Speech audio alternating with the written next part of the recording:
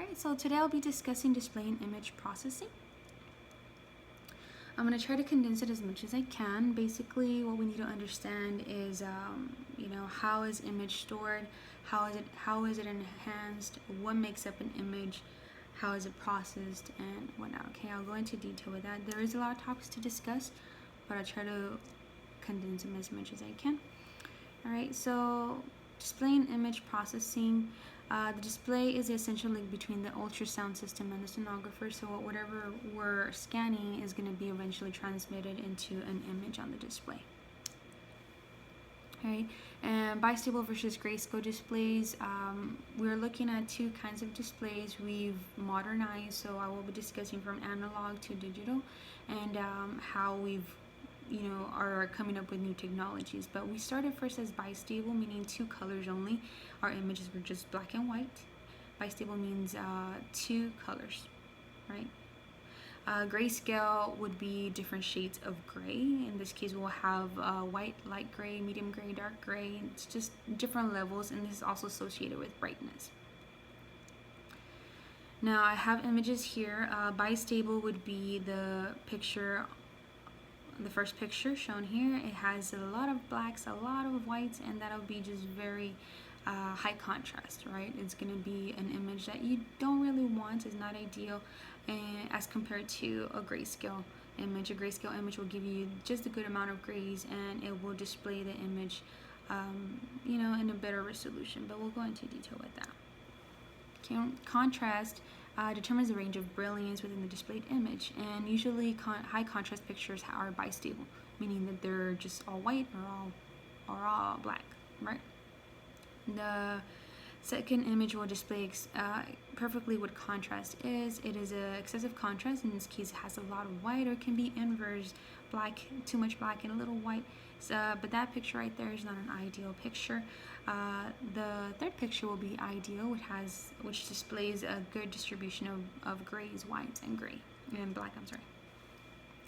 Brightness is also what helps our picture, right? It determines the brilliance of the displayed image. A very bright picture would not be ideal as compared to, not as bright a picture where they're still displaying good amount of grays, right? You don't want very, very white pictures because you're not even able to determine what you're looking at, and there is no way to interpret that image. And as sonographers, it's important to be able to identify what we're looking at. Alright, scan converters is what made grayscale imaging possible. The important thing that they do is basically these were the first type of converters. They stored information from what we're scanning, and that is called writing, and then they later read the information that we wrote, and they put it in a display on a monitor. Okay. Scan converters, what it does or how it does it, it has multiple penetrations or spokes, as you can see in the image, or like little spikes. That's how I remember it. And they are required for a 2D image, but the display of video in horizontal, so they will be shown as like spikes, but they will be reflected in the display as horizontal lines. The scan converter translates the information from the spoke format into the video format. And there are two different methods for changing a picture's data rate, and that'll be analog and digital. First, I'll discuss what analog is and digital numbers are. The analog and digital numbers are, Analog numbers are real-world numbers. Basically, they have a continuous range of values. They have no limitation, a high amount of combinations, and it'll be associated with the real world. Digital numbers have discrete values, meaning the number is what it is and there's no continuation. I will show the difference between them. Analog numbers are numbers in the real world, whereas digital numbers are computer world, right? And analog numbers have a limited number of choices. Digital numbers have limited choices, and analog numbers have continuous values, whereas digital numbers have discrete values. So the number is what it is. The analog scan converter, like I mentioned, is what made grayscale possible. And I was not able to find an image as to what a analog scan converter looked like, but it is described in the book so we can visualize it. It mentions that there's electrons which contain the image information and are shot out of the gun, and at the end of the funnel we're looking at what we call a silicon wafer or a dielectric matrix in which the electrons strike, and there they are stored. Okay, so the dielectric matrix may be thought of as a picture divided into millions of tiny dots, each containing an electrical storage element known as an electrical bucket. So all those electrons that hit the silicon wafer are stored and will eventually make up an image. The image that it makes will have either low spatial resolution or high spatial resolution. So the more dots we have in that storage unit in the bucket, the better the image quality. So I put here in the asterisk, the more storage elements, the better the image detail. Now, limitations of analog scan converters. The reason we don't really use them anymore is because they have the image fades, the image will flicker, the instability of it, and deterioration. So as the machine is getting older, the image will also deteriorate and degrade the image. Now we are using digital scan converters. Digital scan converters use computer technology to convert images into numbers, and this is called digitizing. Images stored in the computer memory as a series of zeros and ones, and this is considered the computer language. The numerical representation is 0011, for example, and is processed into real-world numbers where we can recognize them, and then they're later retranslated into an image displayed in the monitor. The advantages of digital converters is that they are error-free, have accuracy, speed, they're nearly instant processing, durability, they're not affected by age or heavy use, stability, and uniformity. We get a consistent gray scale quality. A pixel makes up a digital image, right? The pixel comes from the word picture element, right? The pixel is the smallest building block of a digital image. And if you can just imagine a grid, we divide that picture, for example, this picture is divided into tiny squares. Each square is a pixel, and that makes up an image. Pixel density would be basically a number of picture elements or pixels per inch. So the more pixels we have, the higher the pixel density, and the better the resolution. Okay, so something we can remember is more pixels create a better image, and spatial resolution equals high pixel density equals great detail image. So we can see in the picture that the first one has a lot of pixels, so I can't even distinguish what it is, whereas the second image, it is a very clear picture of flowers. Pixel density and high pixel density, I just put a table here I shown in the book just to compare what each of them have and don't have. Okay, so very simple. What we need to know is low pixel density will give you lower spatial resolution, less detailed image. High pixel density will give you more detailed image and high spatial resolution. Okay, bit is also another part of what makes a digital image. Bit is derived from the word binary digit, and it is the smallest amount of computer memory. Okay, and the bit is also bistable. It can either be recognized by a value of 0 or 1. It can only be either or. Okay, and a byte would be a group of 8 bits of computer memory. So it could be 0000111. That'll make up a byte. So it could be a series of zeros and ones. 8 of them will make up a byte. Okay, a word of computer memory is 2 bytes, which is 16 bits. 16 bits will make up 2 bytes. Okay, and the more bits per pixel, the more shades of gray in the image.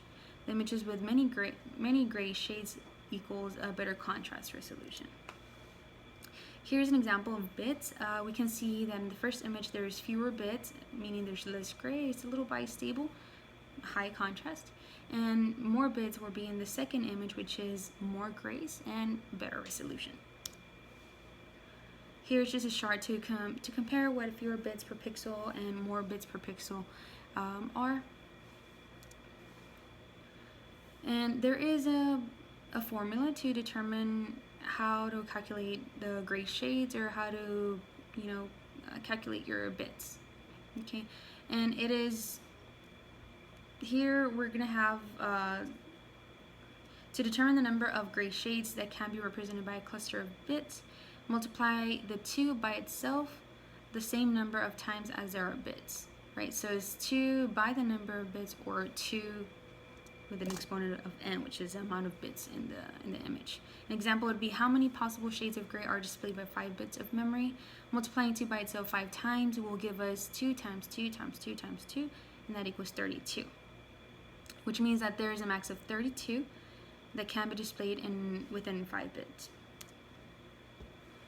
Pixels versus bits. Pixels and bits work hand in hand, but they do have their differences. Pixels is considered an image element, which is a tiny part of it, and bits will be the computer element, which is the number. Analog and digital image data.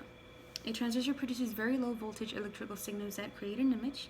Due to the susceptibility of image contamination by electrical noise, converting information from analog to digital form is very good, being that it is less susceptible to contamination, meaning, the specs, the reverberation, and all that stuff.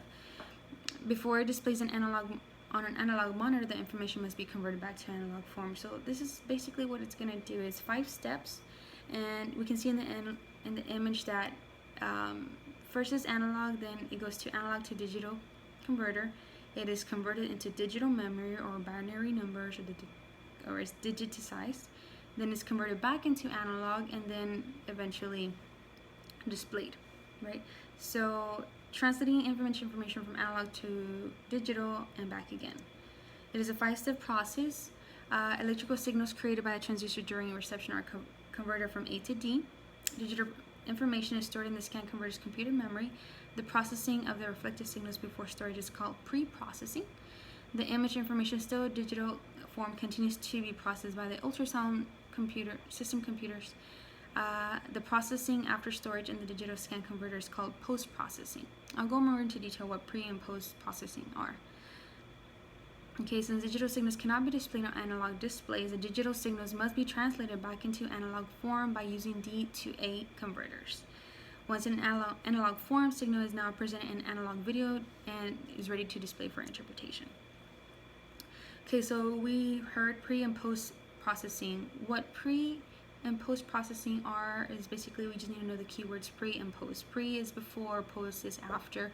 Pre-processing, what it does is it allows you to manipulate the image data before storage. So it's what we do before we actually print or save that picture. So we can either fix the TGCs, we can increase the gain, we can zoom it in, zoom it out, whatever it is that we need to do. And that's pre-processing. Post-processing would be considered manipulation of the image data after the storage. So basically you really can't mess with it anymore. And I put in the bottom, the first one cannot be manipulated by a sonographer, and the post-processing can be manipulated by a sonographer. So once you freeze the image, like in pre-processing, you already fixed your TGCs, you freeze it like that, that's how it's going to stay, and you cannot no longer manipulate it. But post-processing, let's say you freeze the image, but that machine allows you to change the brightness and whatnot, then that one can be manipulated, right? Here's your chart of comparing both pre-processing and post-processing. Magnification is another way to enhance your picture. Magnification or zoom, a sonographer can improve visualization, of the anatomic detail by enlarging a portion of the image known as a region of interest.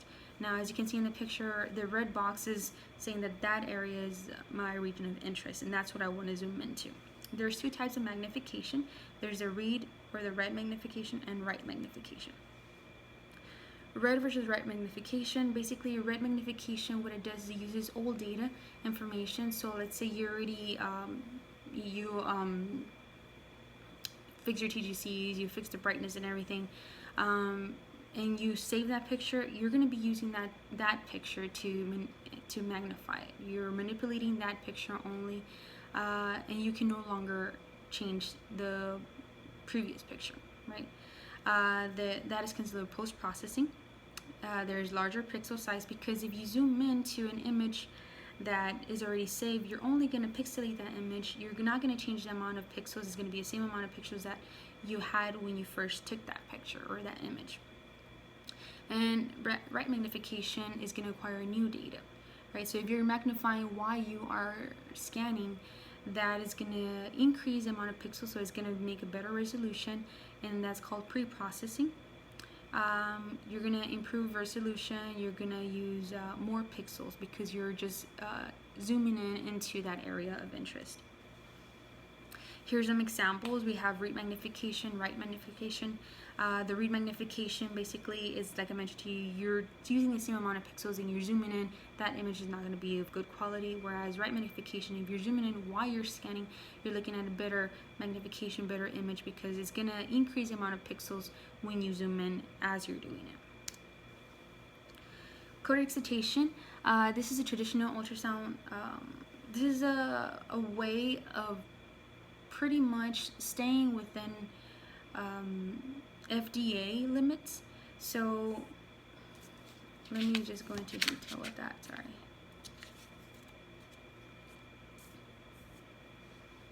Okay, so this is traditional ultrasound pulses are very short, and the energy within the pulse is highest around its main frequency. But short pulses provide superior axial resolution, but however, the peak intensity is very high, and that is not acceptable, right? You know, we got to do a lot, or we got to practice that, make sure we can help the patient as much as we can without affecting the patient. And the codec excitation was first created within the context of bioeffects, right? We want to do what's best for the patient.